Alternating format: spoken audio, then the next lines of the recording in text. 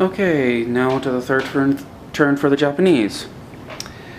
For their purchases for 43 IPCs, they're going to be purchasing an aircraft carrier, a naval transport, 2 artillery, and 4 infantry divisions. Next, on to the combat movement phase.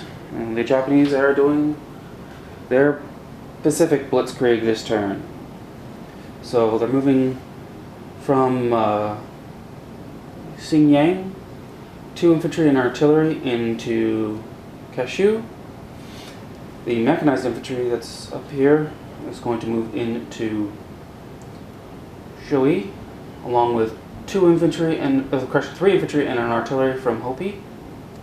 From Quichao, the 3 infantry and artillery are going to move into Sichuan, and from Yunnan, 2 artillery and an armored division are going to move in there as well. To the south, starting with this naval transport in C-Zone 19, they're going to load 1 infantry from Manchuria and an artillery piece from Kingsu, and they're going to move 1 down to C-Zone 20, and they're declaring war on the British and invading Quichao. Along with that attack, movement to 2 is the 2 tank divisions are going to move into Quichao as well. Next, the 2 strategic bombers here in Huangji are going to move range of 3 to do a strategic bombing raid of India, and they have 3 movement left in their gas tanks.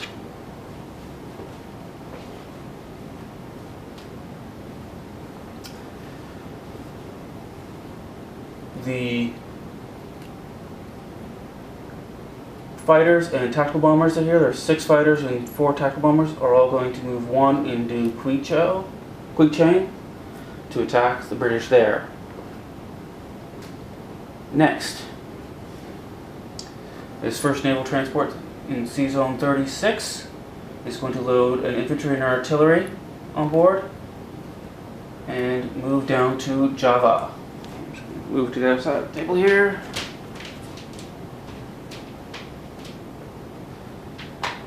They're moving down to attack and invade Java. Second infantry and artillery are going to be picked up by a transport, another naval transport there, and they are moving 2 into off Sumatra and invading Sumatra. Going with them is the battleship, cruiser, destroyer, and submarine, as well as the fighter and the tactical bomber and aircraft carrier. 1, 2, 3, 4, and the fighter and the tactical bomber are attacking Sumatra as well. This last naval transport here is going to move 1 to C-Zone 37, where it's going to pick up 1 of these infantry, and for its second move it is moving into C-Zone 43, where it's going to land that infantry. Next, an infantry and artillery from Japan are going to load up onto this transport here in Japan and move down to C-Zone 35, where they're going to land in the Philippines. Supporting that invasion, this fleet here in Caroline Islands of an aircraft carrier, battleship, and 2 destroyers, along with the fighter and the tactical bomber, 1, 2, 3, and they'll be able to land back on the aircraft carrier or attack it.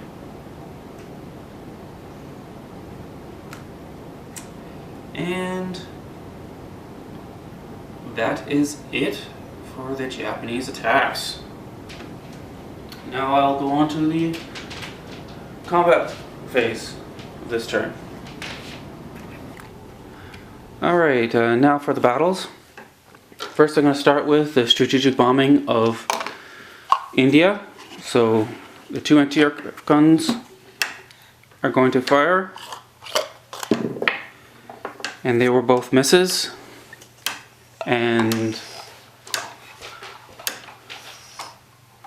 the British are also going to scramble their 2 fighters as interceptors, and they both missed.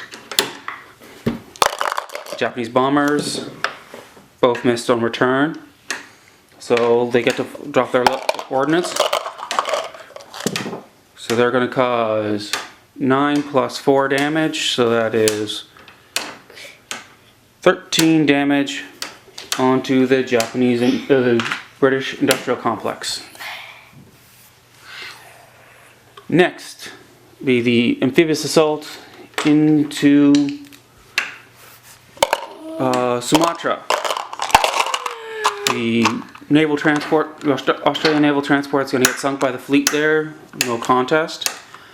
And so the assault will now go in. It's the fighter, the tactical bomber, and the infantry, and the artillery.